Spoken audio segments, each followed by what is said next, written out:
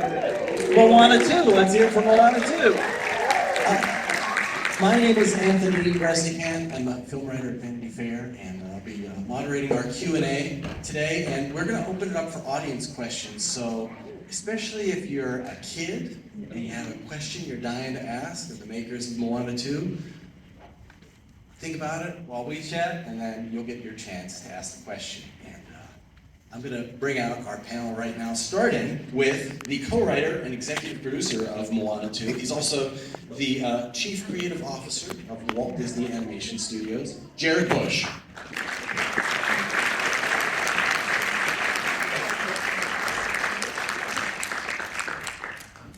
He has a 20-year history as a story artist at Disney. He worked on the iconic DMV scene in Zootopia and was recently the head of story on Encanto. Please welcome the director of Moana 2, one of the directors of Moana 2, Jason Ham.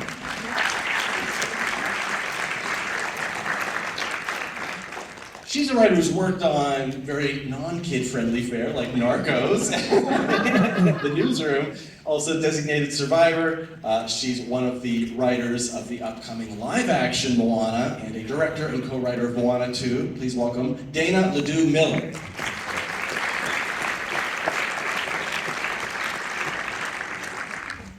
He's a story artist on the first Moana and Raya and the Last Dragon, among others. He did the How Far I'll Go sequence, and he's a director of this film, Derrick, Jr.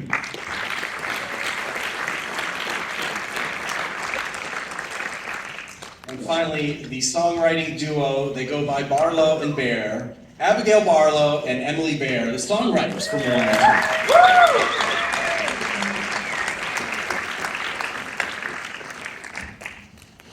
So welcome everybody, you've been traveling the world. You had a great weekend. Box office records shattered, people are happy, people are singing the songs and loving the movie. Tell me how you're feeling. Let's hear it from everybody.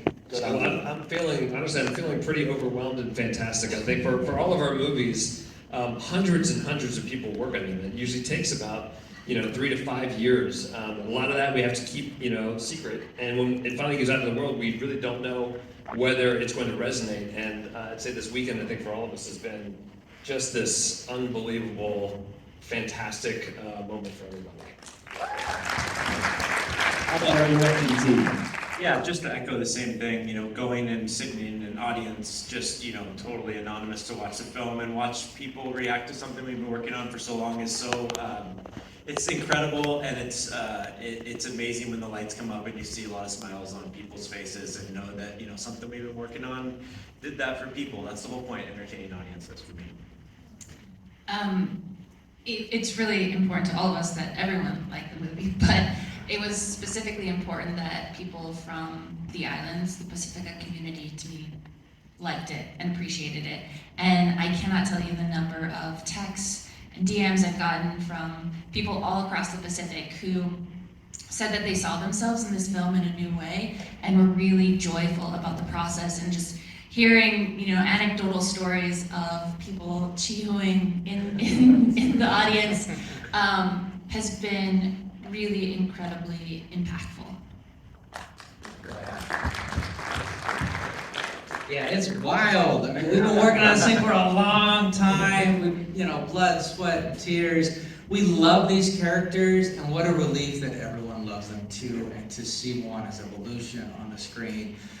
So glad. It's surreal. Thank you to everyone up here. It's a collaborative effort. We had over 750 people on our crew. It was all together or not at all. It's wild. So happy to be here. It's been the craziest, most fulfilling experience of my life to be part of this team, and it's insane that you all got to see it, and it's doing well. My nephews saw it today and they loved it, so very excited pinch me moments. Yeah, I feel like the moment that it really hit was in the theater, just the normal showing and a million kids around, and just watching them watch it. It was like, wow, we really made something. I wondered if you could begin, walk us through the process of the creation of this story. I think people have heard that it originally was a Disney Plus series, and it evolved into a feature film. But Derrick, can you, I think there's some misunderstanding about how that happens too. Tell us about the process of switching from one to the other, and how you manage that. Yeah, I mean that's a new one for I think for all of us, for everyone. Yeah, very unusual. I'd say over the course of the 3 to 5 years it takes us to make something. This was going to be our first streaming series. We screened it many times internally for our own crew, for everyone at Disney Animation. And the resounding note we got early on was, why is this not a feature? Why is this not a feature? And we say, no, it's going to work great as a series. And then the next screen would come up and say, why is this not a feature? And then Alan Bergman saw it, was like, why is this not a feature? And then Bob came back and was like, why is this not a feature? But I think interestingly enough, when we started to think about that switch, it was actually very early in our animation process. So I think what most people don't know, it wasn't like we had an animated series and we just chopped it up and made it into a movie. We had a few minutes of animation, but really it was this amazing opportunity to take this very epic scale story and go absolutely bonkers with it.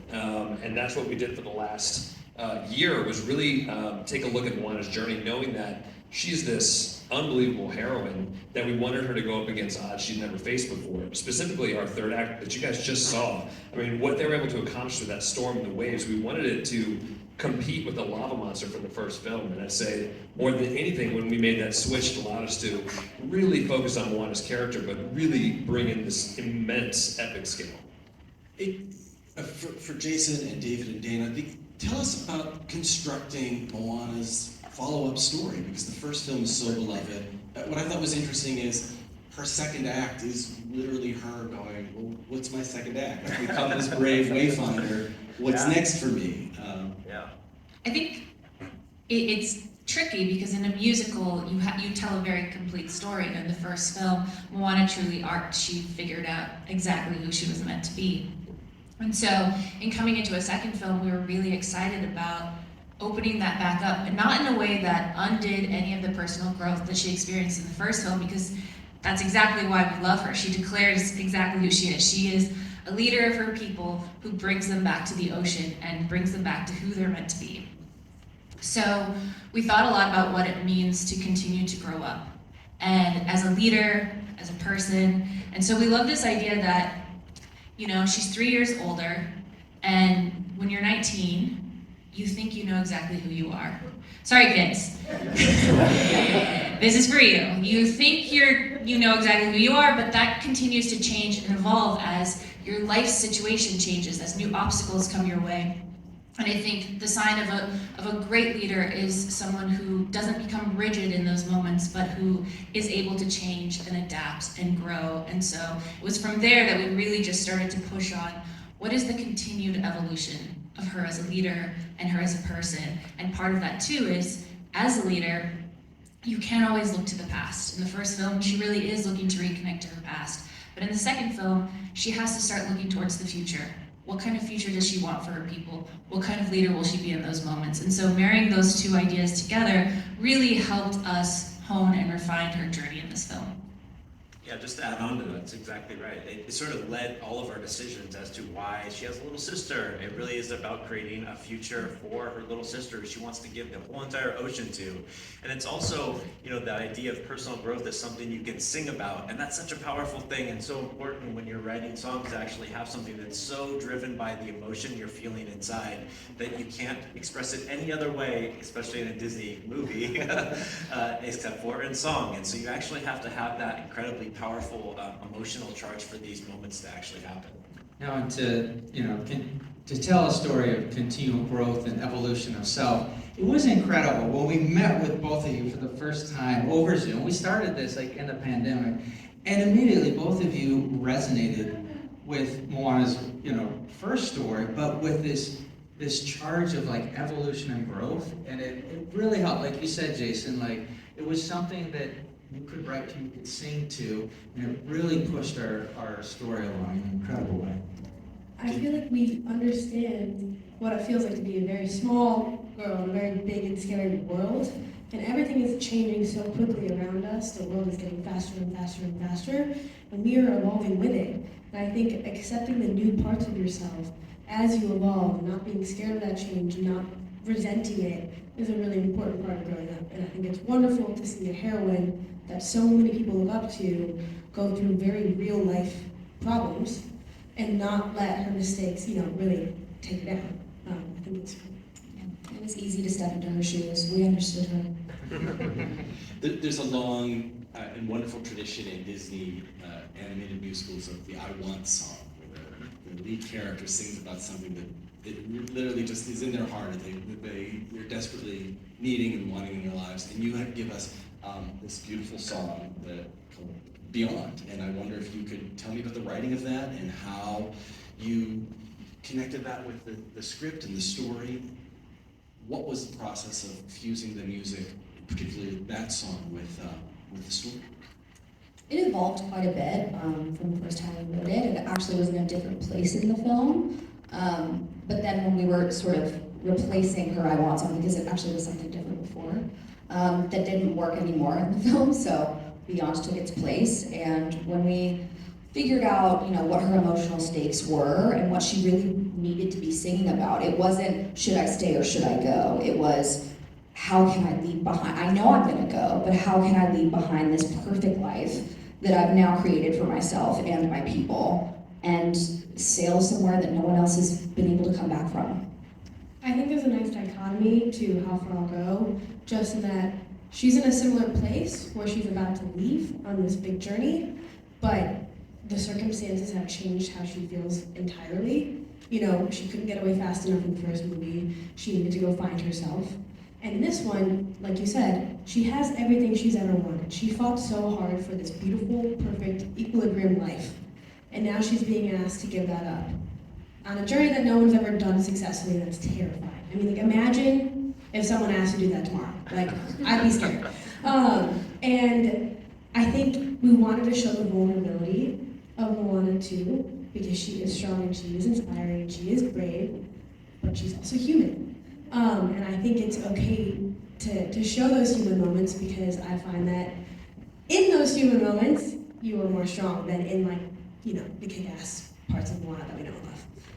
That was randomly, sorry.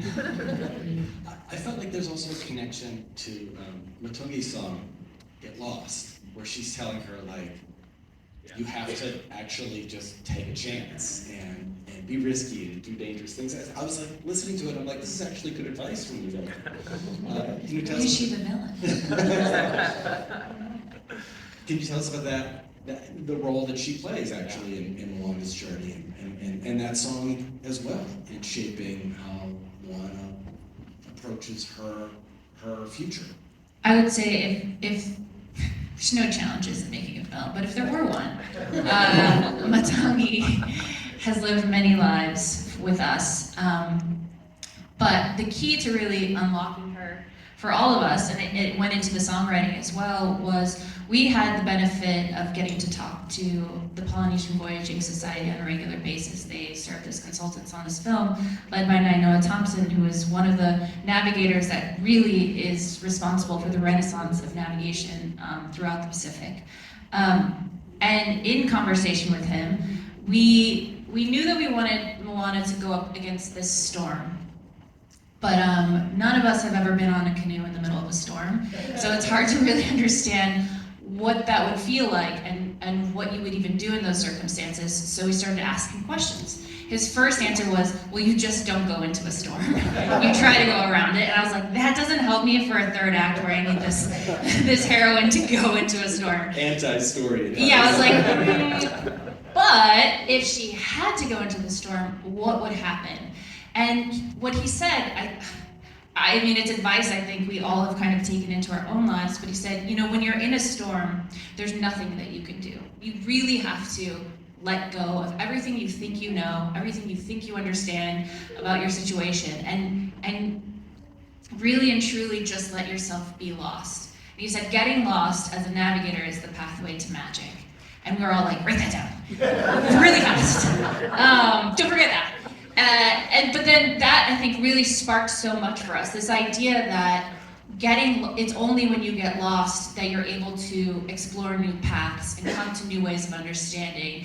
And so the idea that we would have someone in Moana's life who feels a little untrustworthy, but also gives this like bit of wisdom that ends up serving her so well in the end was really exciting. And then when we talked to these fine ladies over here, they're like, we understand the assignment. And I think the combination of that in story and then with character and with the song becomes this really blowout number. That's and it is a word that you keep blowout saying, number. and It's I crazy. don't want to adopt that.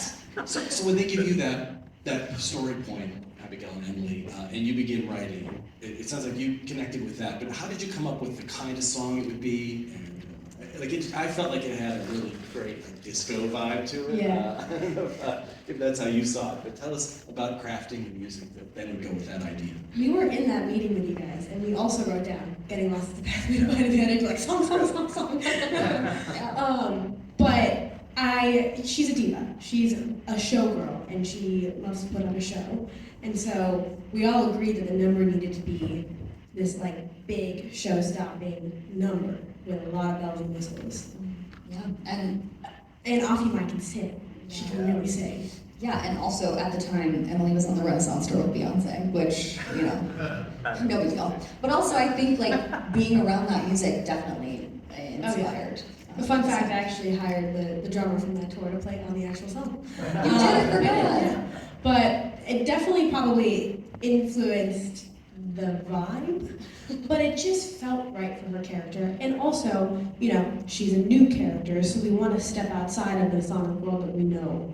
You know, so we wanted to do something different, and that was a different flavor that we've never explored in this universe before. So. Yeah, I love that part about it, is that it's the antithesis of what everything Moana knows as a navigator, as a wayfinder, this idea of getting lost. And then musically, it's such a different idea. It feels so perfect that you actually wrote this song that sounds so sonically different. It's a different life philosophy, world philosophy that's being shown to Moana, and I think it's so interesting that the music actually is doing that as well too, in the most entertaining way. And you know, just to say, our team just had a absolute blast making that sequence. Obviously the colors, the kind of light show aspect of it really just emphasizes who Matangi is as a character. It was so much fun. We also learned a new word, chromatophores. Those are all the things that light up. Like, they were able to make a light show out of everything. Wait, Dave, you didn't know that word before? No, it was new. Can I just shout out, like, that song also has a couple of my favorite film references in it, in like cinematography. We have this great North by Northwest shot that I'm obsessed with, but also like I love Singing in the Rain and the old like Follies style like musicals. And so we talked to our crowd animators. They're the ones that do all of the bats, all of Dave's 27,000 mud skippers, all of the big crowd pieces, and I was like, I really just love the idea that we're doing some sort of old school synchronized dancing with the bats, and I was so excited when they came back, because a lot of that was me just telling them, go for it, and they really did better than I could have hoped. So even if you're brave, even if you are willing to take a chance and get lost and take a risk, it's still easy to feel intimidated.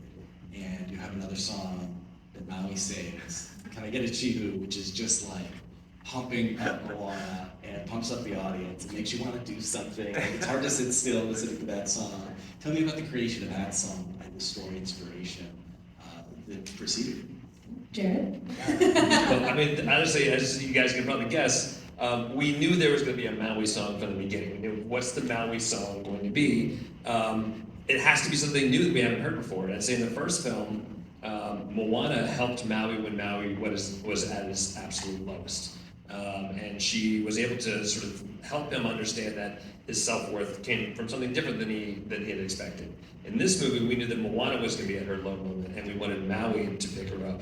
But it had to be in the most Maui way possible. He means well, he tries hard. This is not a guy that's going to give a super emotional speech. He's going to sing Chihu and knock you around a bit, and they absolutely knocked it out of the park. Yeah, I think when we were first writing it, it took us a couple swings, because every time we wrote something, it sounded like a cheesy motivational speech from YouTube. So then I'm like, okay, if I was in Moana's shoes, or like when I'm feeling the worst, I don't want someone to be going, oh, you can do it. Good job, Emily. Good job, Moana. You That just feels like believe denial, in yourself. right? So how I think the vibe switch in our head was Maui needed to go to Moana and say, look, this gigantic, all-powerful, all-knowing storm god is sending everything he's got after you. You know, he's trying so hard to get you out of the game. Like, he obviously believes you can do it. Why don't you? And then Chihu kind of naturally evolved from that because it just felt so good. Yeah, it felt, it's a battle cry. And so that really anchored the song. And once we found that gold nugget, Chihu, everything sort of fell into place. And then a flaming conch solo. That's one catch. Yeah, another one of those flaming conch Yeah, songs, so we saw we had to do that old chestnut again. But we Jared, all this talk about rising into your position, taking chances, moving forward even when the future is unknown. This is the first film released after you've become Chief Creative Officer at Walt Disney Animation. And I wonder, is there anything that you pick up from this story or that's guiding your choices? Are you going to take a ton of crazy chances and get lost? No, I'm going to be very safe after this movie. Honestly,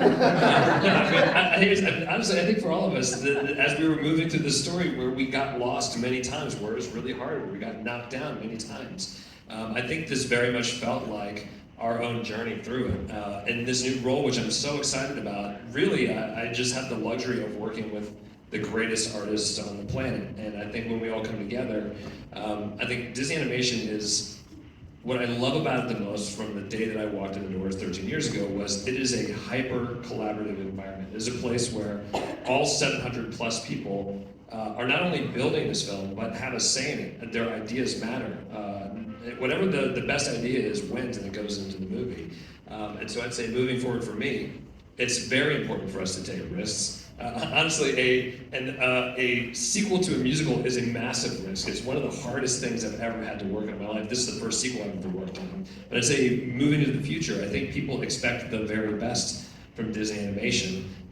They want joy, they want imagination, they want to be taken on a journey with characters that they love. And I'd say that I'm so glad that this film is resonating with people. And beyond that, I think we need to continue to do that and surprise audiences every chance we can get. So at the end of this film, you have a little bit of a cliffhanger where you show some of the, I won't call them villains, but maybe antagonists, troublemakers in the Moana world are getting together. What can you tell us about the future for Moana, which doesn't seem like such a risk now given the box office, but still might be worth doing. Are you asking me that question? Now when I say it's like an official thing, here's what I'd say. I really like that end credit scene. I like what that could mean. I think that there may be other stories for Moana in the future. I couldn't say anything publicly. This is public, so this doesn't help me. Okay. Nothing officially. How about I say that? But I'd say that it's been really amazing to see people's response to this film. I think the idea of continuing this journey with this character that we all love, who never backs down, is deeply empathetic, and continues to surprise. I can't wait to see how her evolution continues. And Dana and David and Jason, I wonder if you could share with us some of the work you did with the Oceanic Cultural Trust to bring traditional Polynesian mythology to the schools. What was the role of the actual legends and myths and folk tales? Obviously, those all get adapted every time you do a big budget animated movie, but what was the relationship between those actual traditional cultural stories and this film? Working on the first film and the second film, for me, like it's a gift, kind of selfishly, because like Dana, I have Samoan ancestry and heritage, and working every single day, learning from other people and other cultures, like for me has been groundbreaking. And I would say, we're inspired by many of the stories that exist in the Pacific, but specifically it's how we represent culture. For me, that the Oceanic Cultural Trust is so incredible. There is a ceremony in Act 1 called the Salfa'i ceremony where she's receiving a title. And that was very specifically, curated and helped by, very specific members of that cultural trust. But I mean, from the way the canoe is made, from, the way Moana's dress is, like, they inform every single choice we make. And I would add to that, I think what's been really special about this is that our work with the Cultural Trust is an ongoing conversation with experts from across the Pacific in many, many different areas of expertise. from dance to navigation to language to botany, to so many different things. And it was never a situation where we were, this is how we want to do it. We did some research, this is what we think works. You have to sign off on this, with the trust. It was really us coming together, having conversations, getting their input, their feedback throughout the creative process. I mean, even through popcorn buckets, they've really been partners, and I think the benefit of that is that they've inspired us in so many ways. By having these constant conversations, by getting feedback from them, and sometimes that feedback is, what are you thinking? That's so wrong. And when we actually listen to that feedback and we make the changes that need to be made to be true to the cultural specificity, that built a kind of trust that I think as storytellers really helped us build a foundation of something that is, even when it's not pointing to one specific detail, culturally rooted in authenticity. Yeah, just to put a final bow on this one, I will say the generosity shown myself as we made this was incredible. Just whenever we would speak to someone like Tiana, who's our choreographer, and we would just start off by saying, what does dance mean to you? And to hear the passion and this person, she spent her entire life dedicated to dance and to Polynesian dance, and how that is infused into our film. Every single one of those movements that you saw in any of the dances was choreographed by Tiana and her incredible dancers. And it was just so fun to get it right and to see the specificity and to know that every one of those things, if you know that means this very particular thing. These all are very inspired by just the incredible people we had a chance to work with. Just feel incredibly lucky. I feel like my life was personally enriched by having the conversations and meeting and actually considering these people my friends. It was incredible. Good. To add a bow to your bow. The other thing I would say that I think is missed sometimes is while we are getting help, it doesn't just make the movie correct or right, it always makes the movie better. That specificity elevates the film. So it's not just that we are quote unquote right, but all of that specificity makes the movie something very unique and very special and sends us down roads that we may never have found without their help. So I think across the board, it's something that only helps our movies. Let's take a couple of questions from the audience if you guys are up for that. Okay, so who has been thinking they're really good question? Right here in the front. Want to come closer and I'll give you a microphone. Hi, so I was wondering about the tattoo colors. Why are Moana's gold and why are Maui's blue? Such a good question. It's the first time we've gotten that one. I love that. That's a good observation. Maui has, from the first film, always turns blue, and we kind of thought of that as his demigod color. And then Moana gets this tattoo, and we thought, maybe she needs a demigod color. So really it was just about differentiating her and really setting her apart, because she's on, I don't know if you guys noticed, a bit of a new journey at the end of this film. What I love, at the end of Chi Hu, when she sticks that landing, behind her in gold is the actual tatau pattern that she receives later. Shout out to cool detail. Love an Easter egg. Thank you. Excellent question. Let's take one more. Who else has one?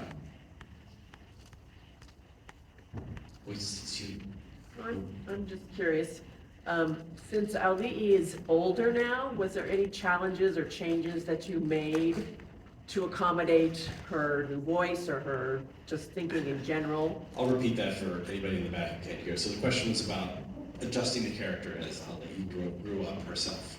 She was 16 when she made the first movie, right? Happily, when she stepped up to the microphone, it was just like she was Moana again. And I will say, probably the only thing that we did do is our incredible songwriters wrote really challenging songs, and she absolutely killed it as she sang these really new and amazing songs. So I think her voice work, especially as singing, I think is really elevated significantly. She's incredibly invested in just the process and the character, but she came by to our studio multiple times just to share with her why making this movie is important, the character of Moana and the representation of her own Hawaiian culture.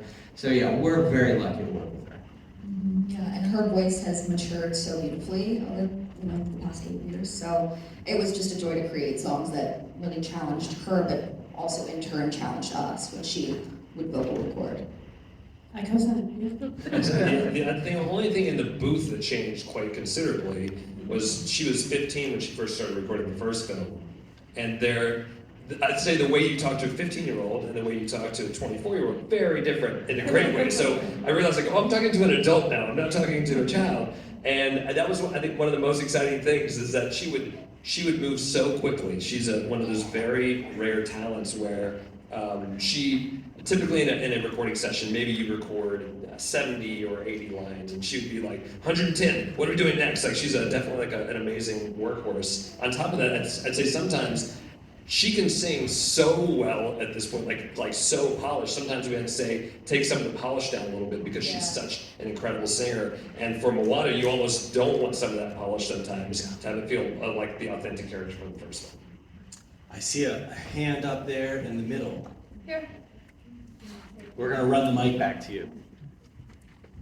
And Forrest Run. Come on down, it's The Price is Right.